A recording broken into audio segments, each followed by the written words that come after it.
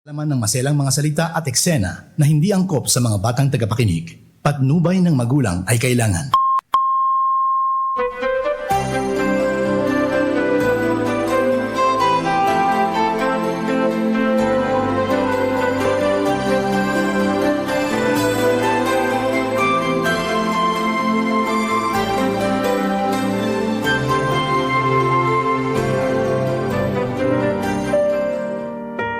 Dear IFM. Dear IFM.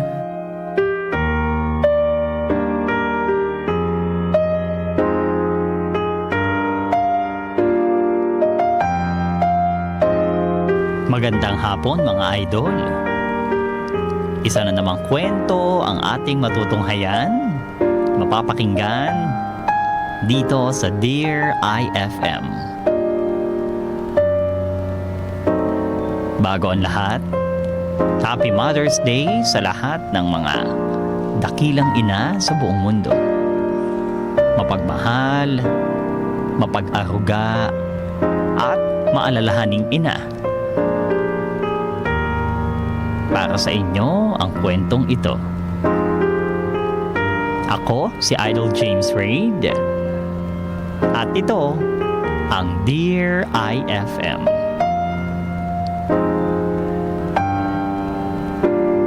Ang pinaka nakakapagod na trabaho sa mundo ay ang pagiging isang ina.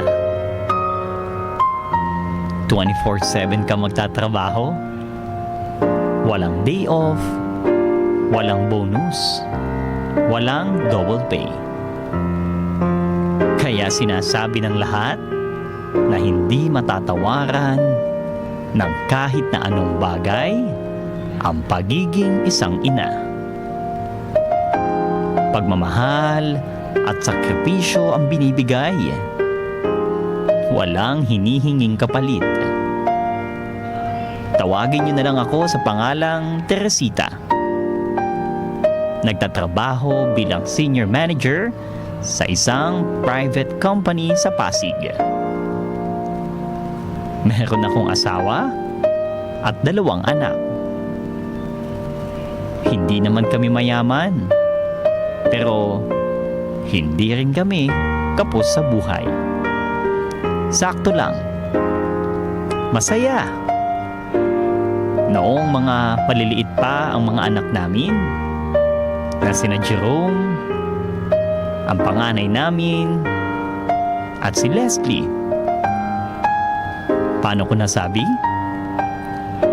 Dahil noong lumaki na sila at nagkaroon na ng sari-sariling mundo, parang nawala na rin ako sa mundo nila.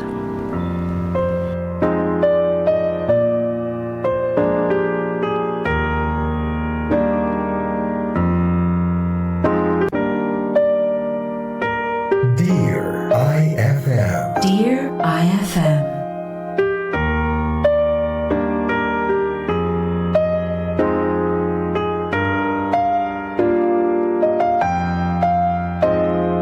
Magandang hapon mga idol. Isa na namang kwento ang ating matutunghayan, mapapakinggan dito sa Dear.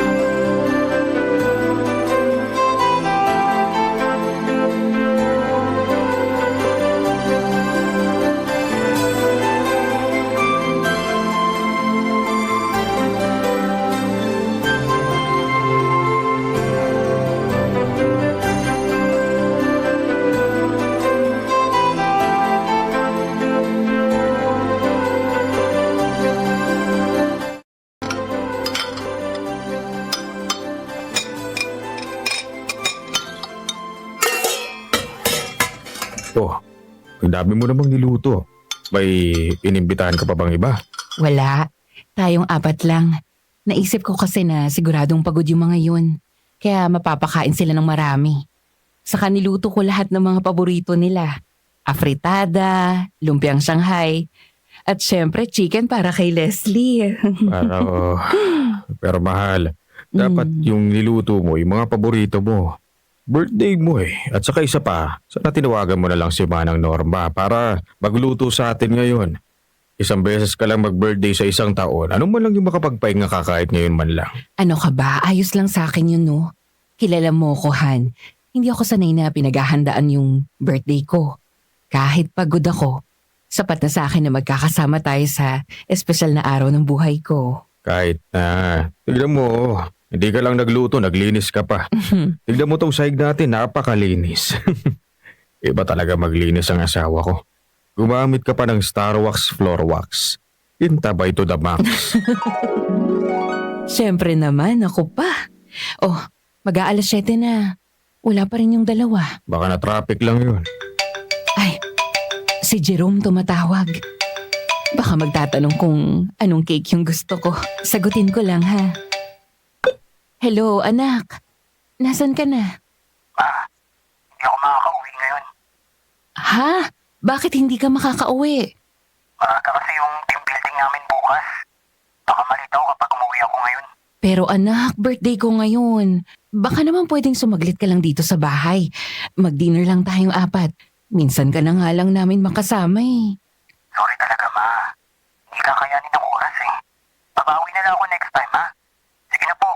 May ginagawa pa po ako eh. Bye, ma. Anak! Hindi raw makaka-uwi si Jerome.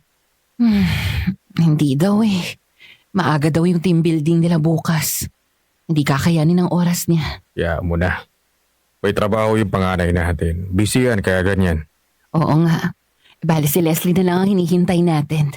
Tatawagan ko na lang at baka kailangan magpasundo nun sa'yo.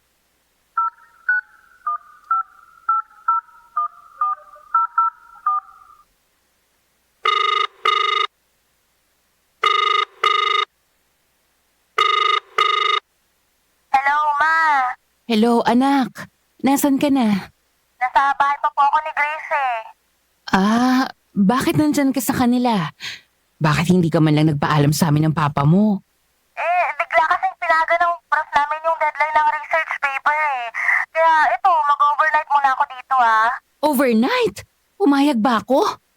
Ma, no choice ako eh. No choice ako kundi mag-overnight. Uwi naman po ako bukas ng umaga eh.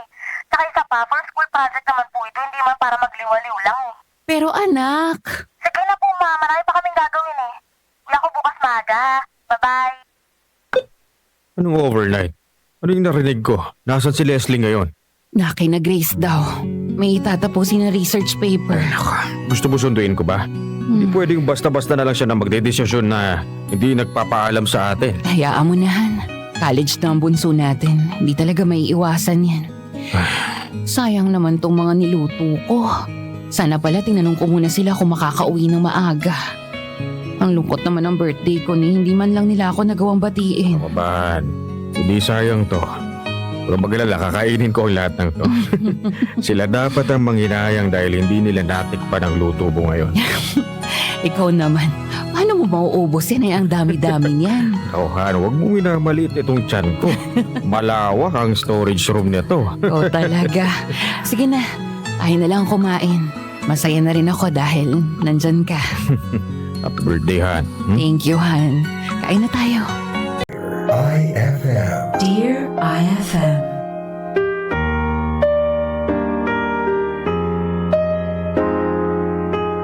Mga idol, kahit nagtatampo ako sa dalawa kong anak, naiintindihan ko pa rin naman sila. Bago pa lang kasi sa trabaho si Jerome, kaya alam kong nagpapakitang gilas siya sa kumpanya nila. At itong si Leslie naman ay graduating na sa college. Kaya marami na rin ginagawa. Mabuti na nga lang at kasama ko pa sa buhay ang asawa kong si Alfredo. Kaya may nakakatuwang pa rin ako sa lahat ng bagay. Pero syempre, bilang isang ina, iba pa rin ang saya kapag nabibigyan ka ng pansin ng mga sarili mong anak.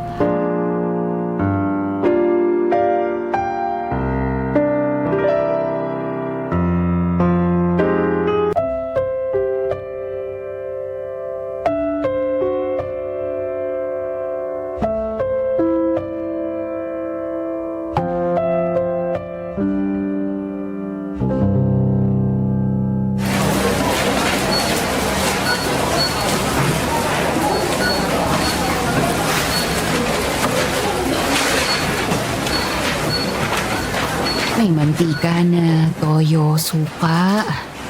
Asukal na lang pala. Nasaan nga ulit yung asukal dito? Uy, Tere! Oh, Elsie! Ikaw pala yan. Ikaw lang mag-isa? Hindi. Kasama ko yung panganay ko. Si Jero. Aba, himala at sinamahan ka niya sa ganito. Mother's Day daw kasi ngayon. Kaya gusto niya mapil ko naman daw na special ako. Kaya ayan, nagsabi na sasamahan daw niya ako mag-grocery. Oo naman. Tapos itong kambal ko naman, inaya ang buong pamilya namin na kumain sa labas para makapag-celebrate. Ang swerte mo naman sa mga anak mo, Elsie. Kayo, saan kayo magsa-celebrate? Anak ko, mukhang nakalimutan ng mga anak ko kung anong araw ngayon. Hindi naman siguro. Baka may surprise din sa'yo ang mga yun. Nako, hindi na ako aasa. Masakit ang umasa. Siya, mauna na ako sa'yo. At hahanapin ko pa si Jero. Sige, sige. Happy Mother's Day sa'yo. Happy Mother's Day din sa'yo. Ano nga ulit yung hinahanap ko? Asukal pala. Nasaan nga pala yun? Ay, may tumatawag. Si Leslie pala. Hello? Ma? Nasaan ka na? Nasa grocery store pa. Bakit? May ipapabili ka ba? Napunta ko dyan si Kuya Jerome para sa'yo mag-drive ng sasakyan. Magkukumpit na lang daw siya mapunta dyan. Ay, hindi na kailangan. Kaya ko naman ang sarili ko. Basta, dudunin ka ni Kuya. Tayo mo na lang siya. Tapos uwi kayo agad. Bye, Ma! Ano ba naman tong bunso ko kung makipag-usap sa akin parang nanay ko? Ayos na rin yun. At least meron akong tagabuhat.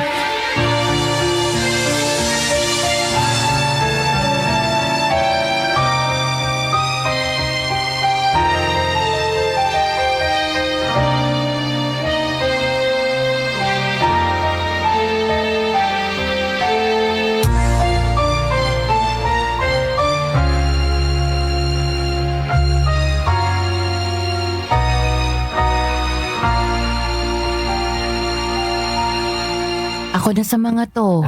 Wag na ma. Ako nang lahat dyan. Kaya ko yan. Sigurado ka bang kaya mo? Kaya ko po ma. Sige na ma, pasok ka na dun. Bilis. Bakit mo ba ako pinapapasok agad? Basta ma, pasok ka na po. Kaya ko na to. Ay, sige, sige. Ikaw ang bahala. Happy Mother's Day! Happy Mother's Day ma. Kayo talaga. Kaya pala pinapauwi niyo ako ng maaga.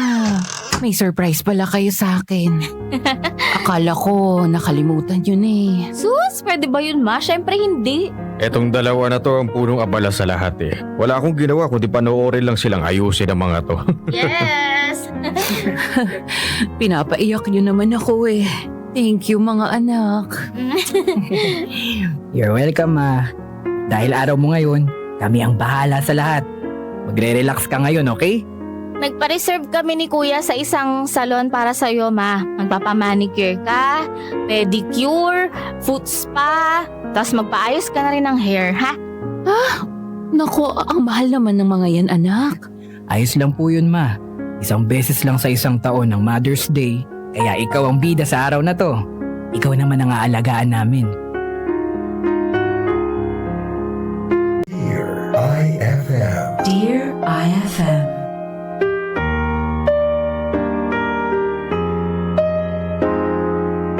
Kahit sobrang busy ng mga anak ko, hindi sila nakakalimot na i-celebrate ang Mother's Day kasama ako. Minsan, surprise. Minsan, magpaplano sila ahead of time. Masaya naman ako, mga idol. Masaya dahil hindi ako nakakalimutan ng mga anak ko sa araw na yon. Ang nakakalungkot lang, pagkatapos ng Mother's Day, parang bigla na naman ako naglalaho sa paningin nila. Hindi nila nakikita. Hindi nila pinapansin.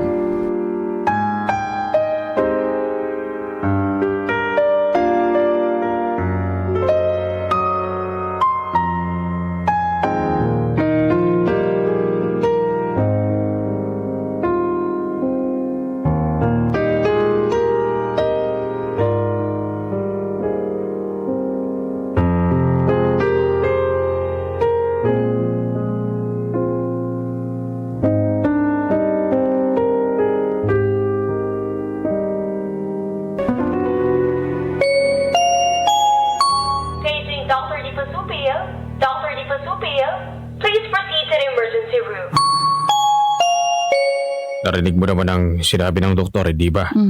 Magpahinga ka. Hindi ka pwedeng ma-stress. Kung ayaw mo isugod ka ulit sa ospital. Nagpapahinga naman ako Papahinga. Pagka uwi mo galing trabaho, imbis na magpahinga ka, naglilinis ka ng bahay. Anong magagawa ko sa magulo? Alam mo naman ako, Han. Ayoko ng magulong bahay. Hayaan mo na lang si Leslie na gumawa noon. Ay naku, Han. Gabundok na ang mga kailangan linisin sa bahay. Hindi niya pa nagagawa. Saka alam mo naman yung batang yun, mabagal kumilos. Basta, gusto ko magpahinga ka sa bahay. Pagod ka na nga sa trabaho dapat hindi ka na rin pagod sa bahay. Nakakaintindihan ba tayo? Pag-iisipan ko.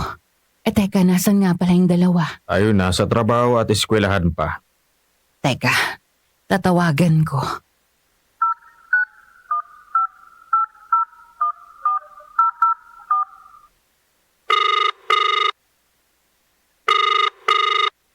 Ma? Anak, nasan ka? Nandito ang mama mo sa ospital tapos wala ka. Ano bang ginagawa mo? Nasa school pa po, Mama. Yung tinatapos akong project Project na naman. Anong oras ka matatapos dyan? Hindi ko pa alam Bakit po? Baka kasi pwedeng ikaw muna yung magbantay sa akin dito. Pauwiin muna natin ang papa mo para makapagpahinga.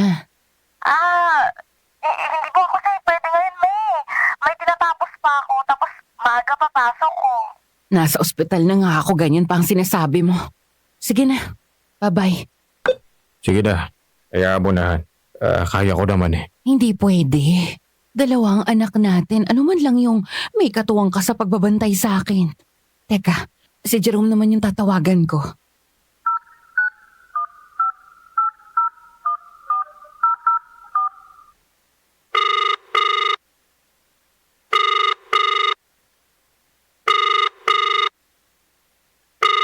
Hello, Jerome.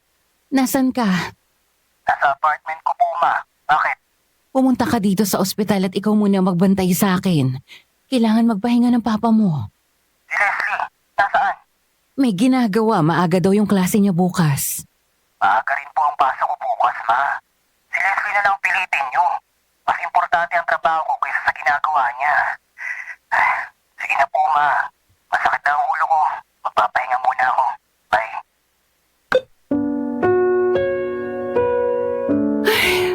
Parang mga hindi ko anak. Han, hayaan mo na. Nakakasama lang sa'yo. Kaya ko naman, huwag mo na akong isipin. Hindi Mantakin mo. Nasa ospital ang nanay nila. Pero hindi man lang nila magawang bantayan. Alam ko namang malalaki na sila. At may mga sarili ng buhay. Pero bakit parang bigla tayong ine-etsyepwera na lang sa buhay nila? Tama na. Alam mo sana, araw-araw Mother's Day. Kasi doon ko lang nararamdaman na mahalaga ako sa mga anak ko.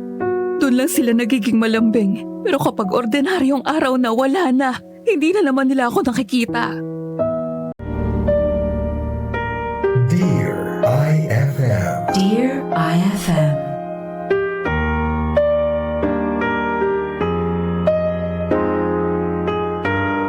Ayoko manumbat dahil hindi naman ako ganong klaseng tao.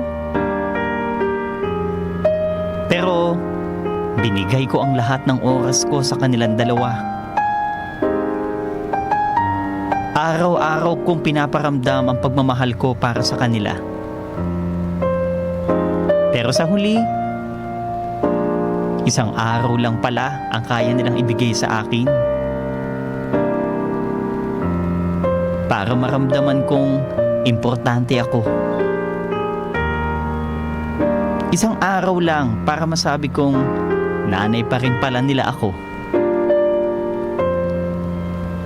Mga idol, kahit matagal na akong may konting tampo kina Jerome at Leslie, ni isang beses ay wala silang narinig na kahit ano sa akin. Ayoko kasi ng drama. At mas lalong ayokong maramdaman na pabigat ako sa kanila. Kaya lang, may mga pagkakataon na hindi ko maiwasan na maisip na sana bumalik na lang sila sa pagiging bata. At least kapag mga bata pa lang sila, marunong pa silang sumunod, gumalang, maging malambing.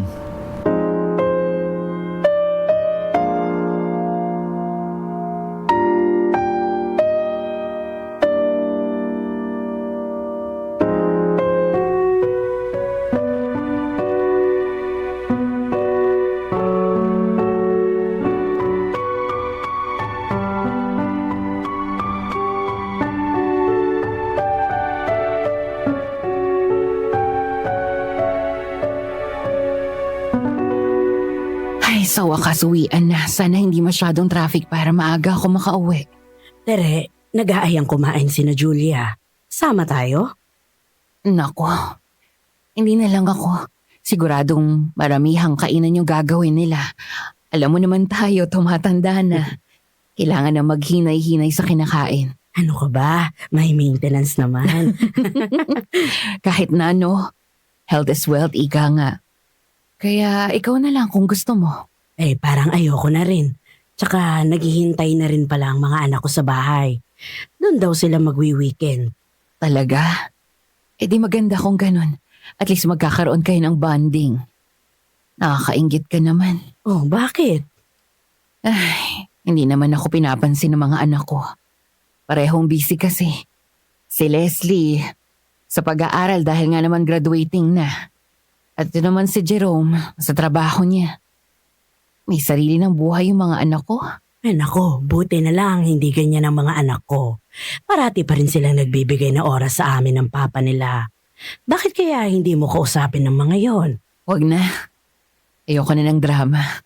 Ang importante sa akin, maayos naman yung buhay nila. Normal naman talaga sa ating mga magulang yon. Pero minsan, nakakalimot talaga ang mga anak. Kaya paminsan-minsan, dapat pinapaalalahanan din sila. Bahala na. O siya, Elsie, mauna na ako sa'yo at magluluto pa ako ng hapunan namin. Oh, sige, mag-ingat ka sa pag-uwi.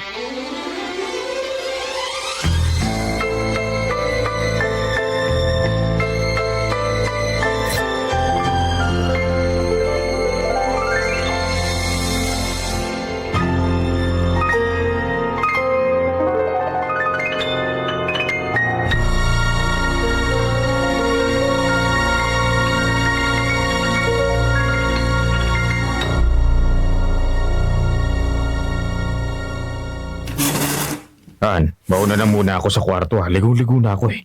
O sige, kami nang bahala dito. Ma, pasok na rin ako sa kwarto ko. Oy, teka. Ikaw nang maghugas ng mga to. Pati na rin ang mga pinaglutuan ko. Ha? Ba't ako? Kasi ako na ang nagluto. Kaya ikaw naman ang maghugas. Eh, bakit nga? Dahil sabi ko. Alam mo, ikaw, Leslie, lumalaki kang tamad sa buhay, ha? Nung isang araw, sabi ko, tiklupin mo na yung mga damit mo. Eh pero hanggang ngayon, nandun pa rin sa silya. Hindi na ako magtataka kung isang araw, yung silya na magsusuot ng mga damit mo. Ah, ikaw na lang, ma. May gagawin pa ako eh. Gawin mo yun pagkatapos mo maghugas. Hindi naman buong gabi aabutin dito. Naman kasi ako, hindi naman ako nanay dito eh. Ano yung sinabi mo? Wala po. Dalhin mo na ang lahat ng to sa lababo.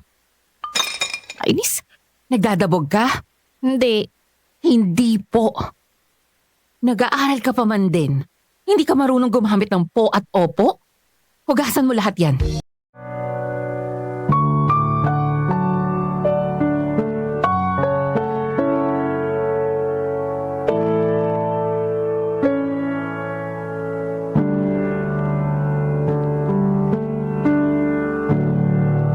Anak, pwede ba kitang makausap?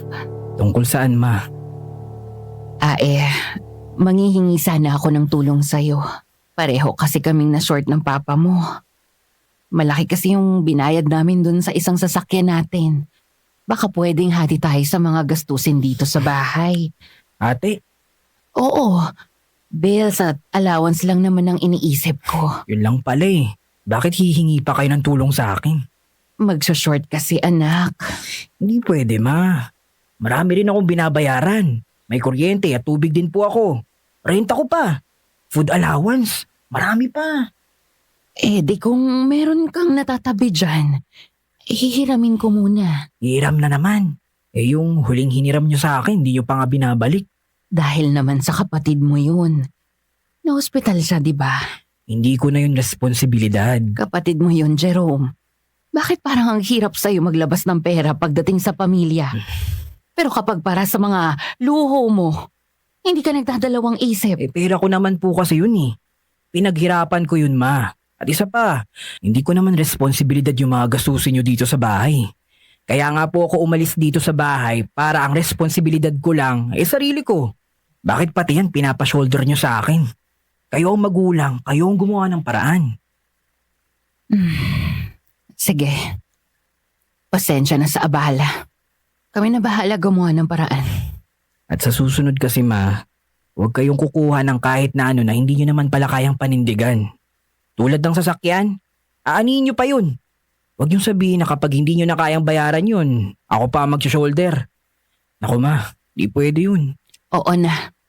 Sige na. Hindi na kami aasa sa'yo.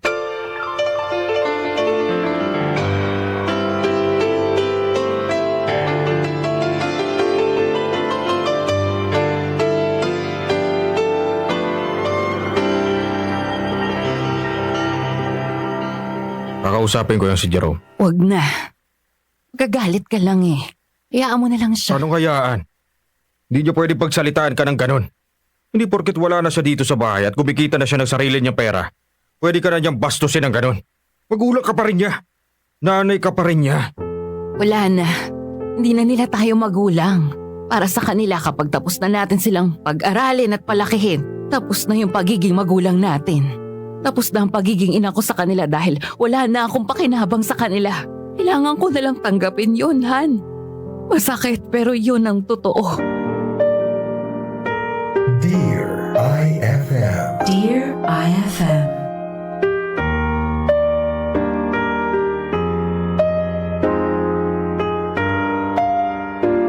Medyo nakaka-stress talaga kapag nakikita mo kung paano lumalaki ang anak mo. Nataliwa sa kung paano mo siya pinalaki.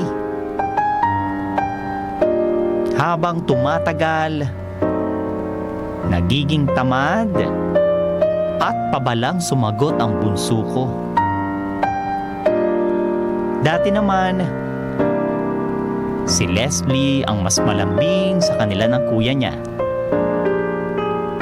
Hindi ko alam kung naimpluwensyahan ba siya ng mga taong nasa paligid niya. O dahil siguro nakikita niya na hindi na ako karapat-dapat na respetuhin.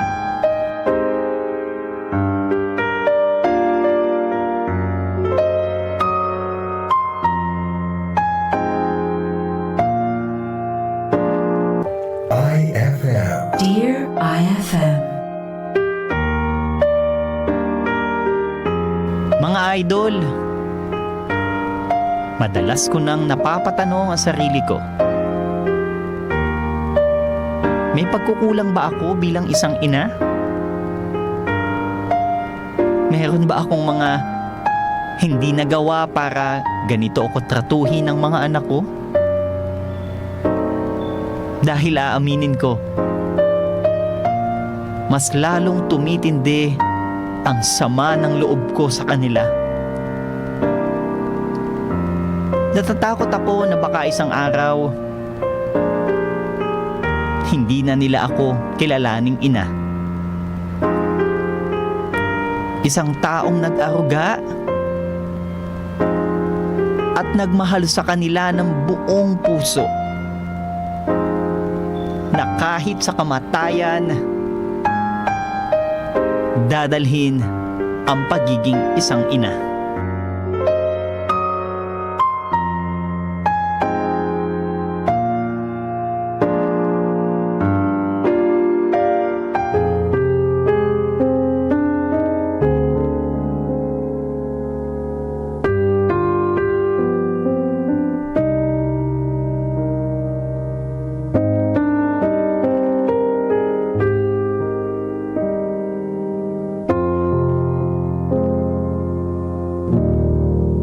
makauwi din sa wakas. Sana hindi magulo ang bahay. Tahimik ka. Mukhang wala pa sila. Surprise! Happy Mother's Day, Mama! Mwah! Ma, Kiko, yung paborito mo. Flowers for you, Ma. Happy Mother's Day, Han. Tara, group picture muna, tara. Dito ka sa gitna ni Kuya. Ayan. Pa, tabi tayo. Ayan. Yan. Okay, ready? 3, 2, 1, smile! Ayan. Itag mo ko dyan, ha? Bakit ba? Kailan ba kita hindi tinag? Ito naman. Yung huli mong post. Ay, sorry. Sige, edit ko lang to. Wait ka lang dyan. Ayos ka lang, Han. Yun na yun. Ma? Pagkatapos niyo akong batiin at mag-post sa Facebook, anong susunod? Balik tayo ulit sa dati? Back to regular programming? Back to normal? Hindi niyo na naman ako papansinin? Hindi niyo na naman ako susundin? Papahalagahan? Ma, hindi po yan totoo. Oh, buti ngayon gumamit ka na ng post sa akin. At ikaw, Jerome, ikaw ang gumastos nitong lahat, di ba?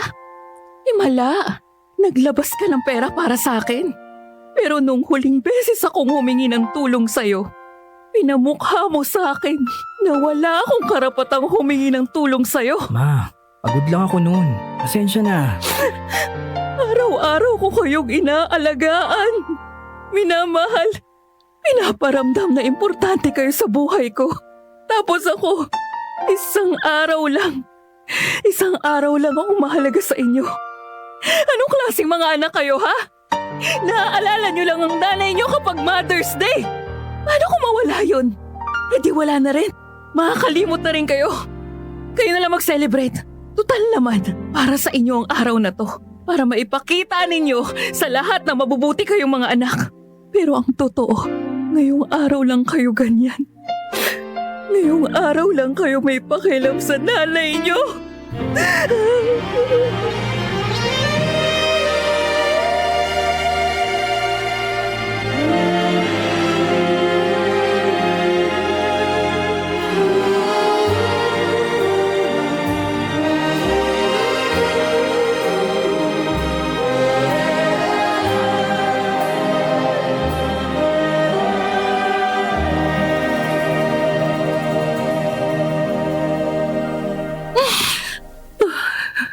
Han, Okay lang ako.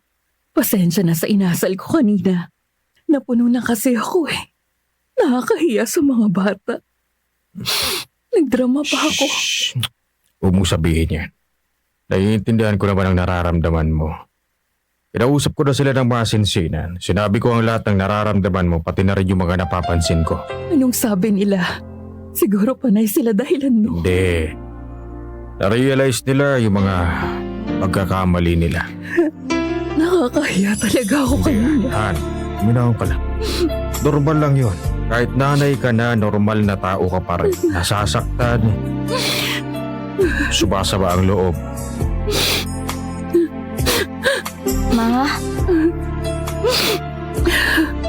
Ma, sorry kung naramdaman nyo na hindi kayo mahalaga sa amin. Ma, mahal na mahal ka namin. Ma, hindi totoo na wala kaming pakialam sa'yo. Aminado kami na malaki ang pagkukulang at kasalanan namin sa inyo. Siguro naging kampante lang kami na parati kang nandyan sa amin. Umiintindi. Pasensya. Hindi namin namalayan na sumasama na pala yung loob mo sa amin. Mababaw lang naman ang kaligayahan ko mga anak. Yung makasama ko lang kayo. Kahit hindi araw-araw. Yung maramdaman ko lang na kahit may kanya-kanyang buhay na kayo. Nanay niyo pa rin ako. Naaalala niyo ko kahit hindi Mother's Day.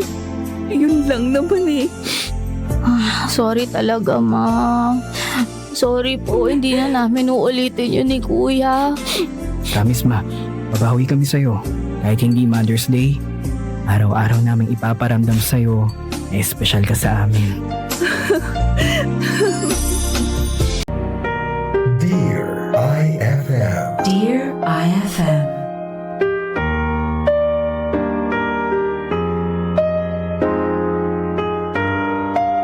Sabi nila, lahat ng nanay ay supermom.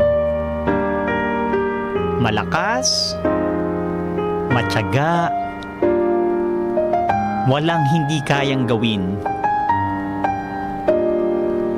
Ang imposible ay ginagawang posible. Matibay. Pero ang hindi nare-realize ng karamihan, tao lang din ang mga nanay.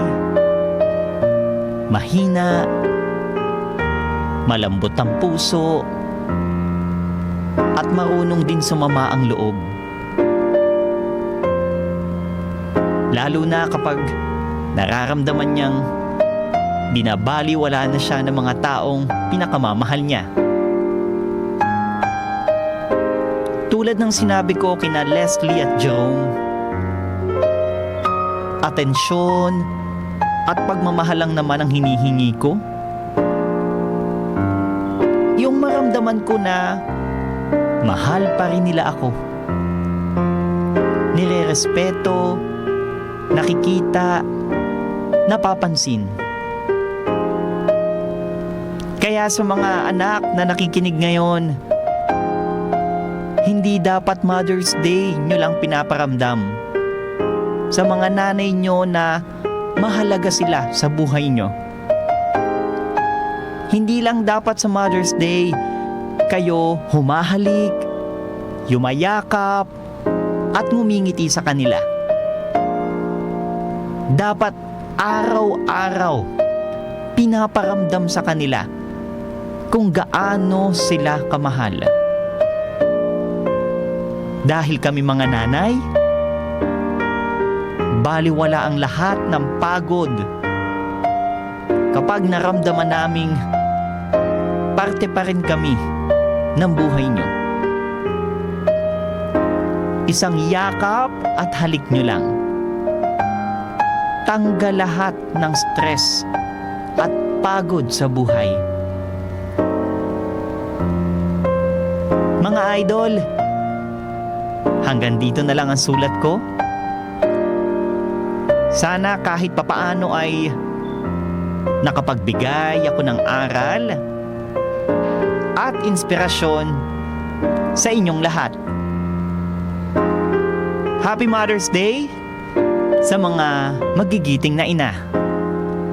Nagpapasalamat, Teresita.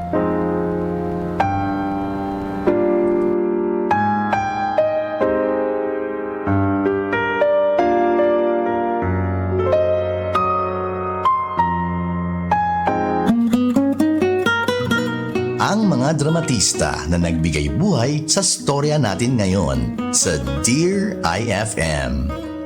The Teresita Story. Kershi Sonosa bilang Teresita, Rendel Castro bilang Alfredo, MK Salditos bilang Leslie, Aldo Biscante bilang Jerome, J.Ann Cruzado bilang Elsie, Sound Technician and Drama Editor Martin D. Sa panulat ni Arlene Bellarmino, directed by Edu Horial. FM drama has never sounded better. Dear IFM.